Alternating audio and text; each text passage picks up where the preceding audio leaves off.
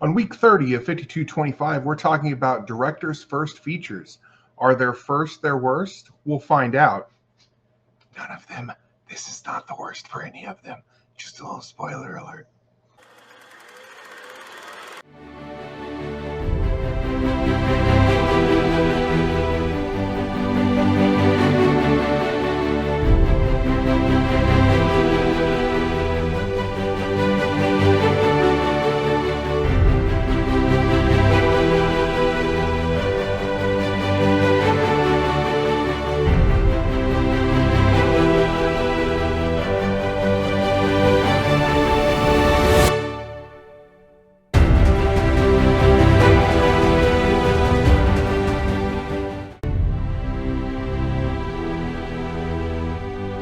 Hello, welcome to 5225 week 30 directors first features. At the top, I'm going to give you my little spiel that I give seems like so often. I'm just a busy guy. I'm not going to have a whole lot of time for this one, so I'm going to make this as quick as possible. I've gotten better at actually being quick, but I'm going to make this one as quick as possible. And I would love to go in depth on some of these, but I'm just not going to have the time. I'm recording a commentary with my friend Kelsey in about 15 minutes. So I'm going to keep this as short as possible. So let's just get right into it. Our very first movie that we talked about or that we watched this week was Pee-wee's Big Adventure, first time feature from director Tim Burton. Now, he had already made the short Frankenweenie, which is what got him this role as the director. And I'll just say right off the bat, I'm a big Paul Reubens fan. I love Pee Wee Herman. I love all of his many characters that he's played throughout his career. If you've never seen the documentary Pee Wee as himself on HBO Max, I highly recommend it. It's very good, and it covers his whole life, all of the controversies, all of the struggles, all of the successes. And it's a very real and raw documentary, straight from his mouth, basically. But let's talk about this movie. It's so much fun. If you've never seen it, I highly recommend going and watching it, even if you know nothing about Pee Wee Herman. Because here's the thing: this happened before Pee Wee's Playhouse. He already had a show, a stage show that he used to do for Pee Wee Herman at the time. But Pee Wee's Playhouse, the series on TV on HBO, didn't exist yet. So this is actually a lot of the world's first introduction to Pee Wee Herman altogether. So yeah, I recommend it. You don't have to know anything about him to watch this, but it's just such a fun movie. It's the kind of thing that we don't really get a lot anymore. Just a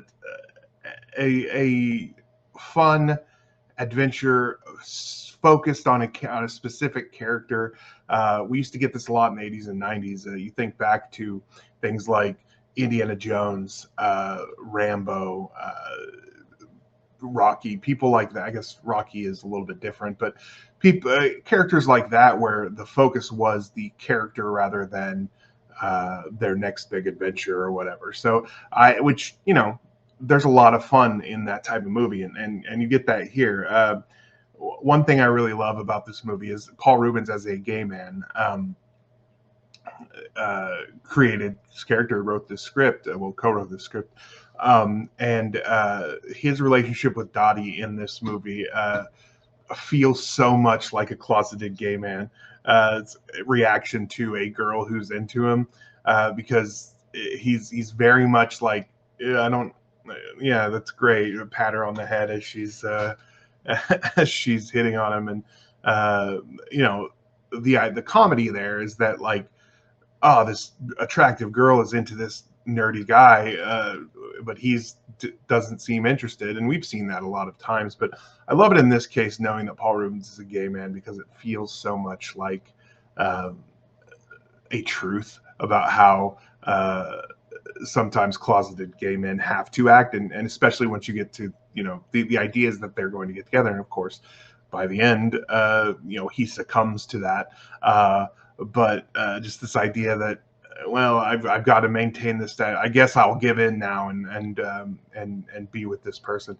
It feels like a very real and true thing, and something that probably wasn't noticed back then because he was in the closet. So this movie might seem a little strange for Tim Burton because, you know, he's known for his dark gothic horror comedy type movies. But there are so many threads in this movie that you can see that lead to who Tim Burton would become. And especially things like Large Marge and stuff like that. Just this zany kind of madcap darkness within it as well that I really dig, and that you know, it's really Tim Burton at his best is when he's doing that kind of thing. That directing team have actually ended up being just a perfect marriage, and one that I enjoyed to this day. So if you've never seen it, I highly recommend Pee-wee's Big Adventure. Go watch it. But I'm going to move on from that. I told you this was going to be quick. We're going to move on to the second movie, which is from someone who has a movie in my top 5. Actually, they have 3 movies in my top 5, but those 3 movies occupy one space. And that is Peter Jackson, whose first movie was Bad Taste. Now, Bad Taste, which was made in 1987, his first feature, was made virtually on no budget, over the course of 4 years, shot only on the weekends, with really old equipment. I believe he used like a 20-year-old at that time camera. So it was just really old equipment. People who were not professionals working on this movie on an extremely low budget over the course of 4 years. There's a lot to respect in this movie. Now, it's not nearly my favorite, and it's not my favorite of his early horror comedy movies either, because Dead Alive, or Brain Dead for people overseas, is definitely that for me, because I absolutely love Dead Alive. But Bad Taste has a lot of really fun, interesting things in it that I really enjoy. It's not top notch for me. It's not something that I love going back to, but I have seen it before, and I went back to it here, and there was still a lot that I just really, really enjoyed. And for a first movie on the budget that he had, and basically he's doing so much of the behind the camera stuff too. Not only that, but he's playing 2 roles in this movie, and 2 lead roles in this movie, sort of. Like, one of them absolutely is lead role. The other one is there throughout the movie doing stuff. The difference is he has a beard. The fun thing in a movie that this low budget and this kind of shoestring and low tech is that there's a scene in this movie where those 2 characters have to fight each other, and just the fact that you can pull that off with the resources that you have in this, it shows why he became someone who could handle a massive project like Lord of the Rings. Lord of the Rings, if you didn't know, was the 3 movies that occupy one space in my top 5. Yeah, you can see definitely some strings here, but it's so early that it's pretty unrecognizable from what would later come. I will say this guy needs to get back into horror comedy because he does it so well, and he has such a mind for it.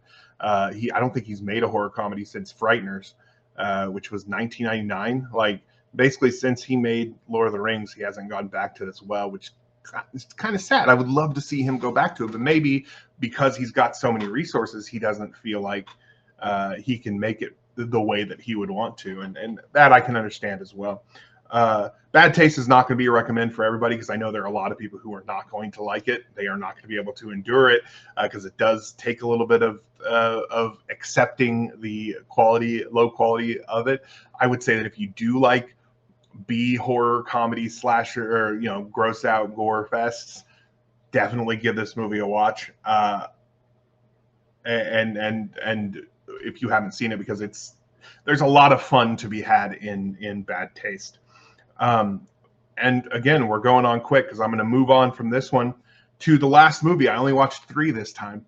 To the last movie, and this one I might spend a little bit more time on.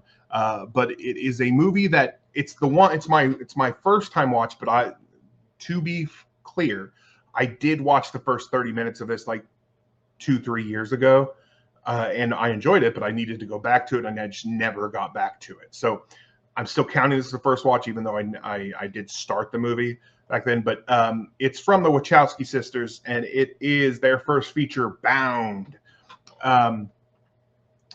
Now, there's a lot that can be said about this movie, and I'm going to try not to say a lot about it. But I probably, as I said, we'll probably spend a little bit more time here than I did on those other ones. But Lily and Lana Wachowski, who were known by their dead names at the time that they made this, obviously, which I won't utter here.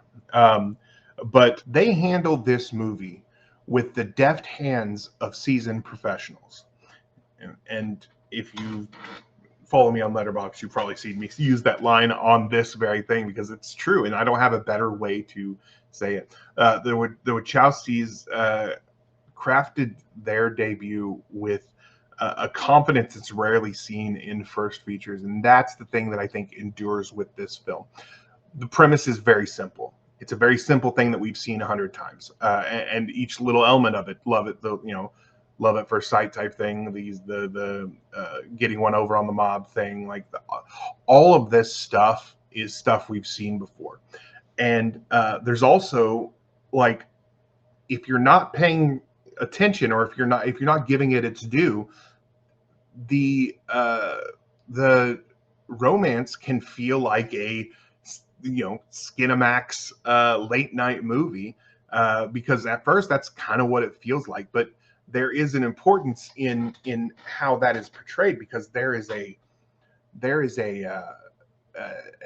urgency and an excitement to how their relationship starts, and how kind of whirlwind it is at first, and that informs how the rest of the movie kind of goes, and I think that sets up kind of a brilliant second half of this movie. And I think the second half to me is much stronger because it does get very, very tense, and it gets I feel like it's a little bit more focused. I absolutely love this movie, particularly the second half of this movie.